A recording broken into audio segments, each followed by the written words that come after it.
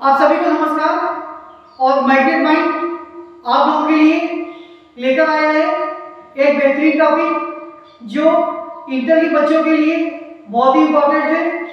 तो इसकी test series कह सकते हैं या फिर इसको पर डे हम लोग डिस्कस करेंगे और देखेंगे समाकलन के बहुत ही महत्वपूर्ण मोस्ट इंपॉर्टेंट प्रश्न।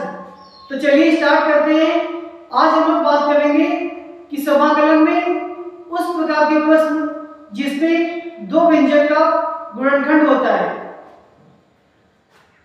तो ये कह सकते हैं कि अगर हम लोग बात करें तो इंटीग्रल फर्स्ट और सेकंड फंक्शन का, तो सबसे पहले इसके सूत्र को डिस्कस करेंगे, फिर उससे संबंधित सवाल की चर्चा करेंगे।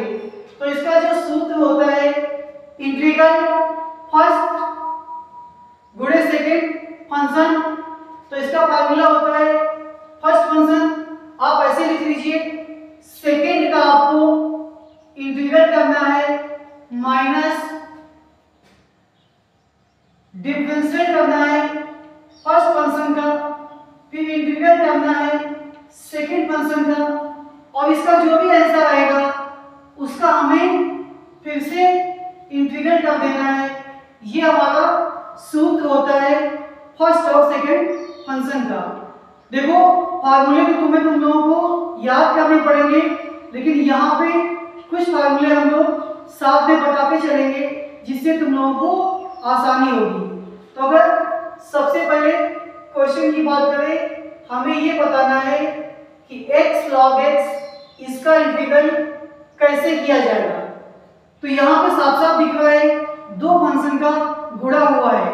तो प्रश्न ये उठता है कि इन दोनों में से किसे हम लोग फर्स्ट फंक्शन मानेंगे।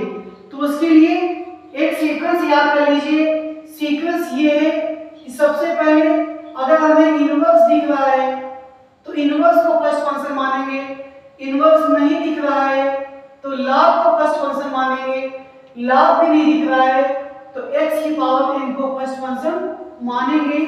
ये जो है फर्स्ट फंक्शन मानने का तरीका होता है।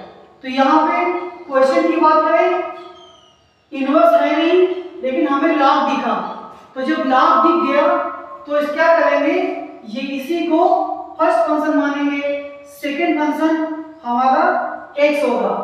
अब जैसे जैसे फार्मूला रह रहा है हम लोग इसको लगाते जाएंगे। तो फर्स्ट फंक्शन कहने का ये मतलब है कि log x को ऐसे उतार दिया और x का हमने इंटीग्रल कर दिया। बहुत ही आसान है, सीधे सीधे फार्मूले में रखना है माइनस। अब क्या करेंगे, यहाँ पे फर्स्ट फंक्शन का डिफरेंशिएट कर देंगे और सेकेंड का इंटीग्रल कर देंगे। फिर उसके बाद क्या करना है, जो भी आएगा उसका फिर से हमें इंटीग्रल करना है। बात स्पष्ट हो गई होगी, आप देखते जाइए, इसी तरह से सवाल निश्चित रूप से समझ में आएंगे। log x, इस x का जो इंटीग्रल होता है वो x² / 2 होता है। अगर बात करें log x के डिफरेंशियल की, तो log x का डिफरेंशियल 1/x होता है। इसका इंटीग्रल x का क्या होता है, तो x का इंटीग्रल x² / 2 होता है। अब यहां से देखिए x को हम लोग पहले लिख लेते हैं माइनस, इस x से x कैंसिल हो जाएगा, क्या बचेगा x dx। अगले स्टेप में क्या करने वाले हैं,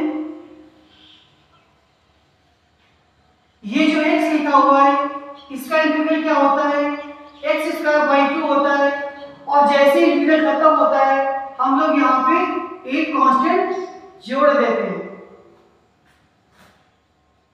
x² / 2 ये हो गया, log x ये हो गया, यहाँ पे क्या आ गया x² / 4 आ गया।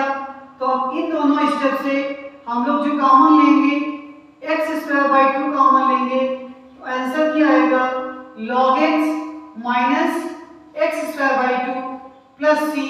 तो ये हमारा आंसर हो गया। देखो ये हमने जो समाकलन के डे स्टार्ट किए हैं।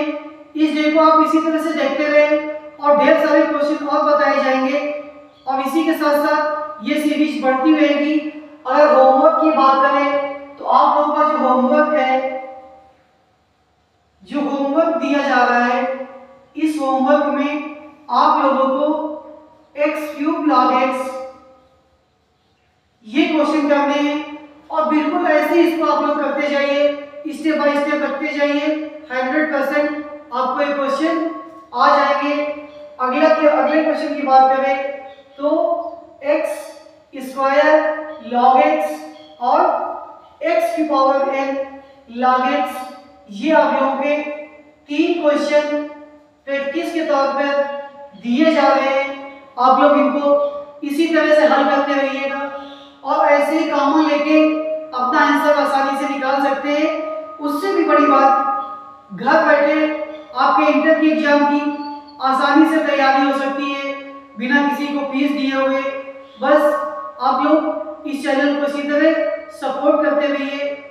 धन्यवाद।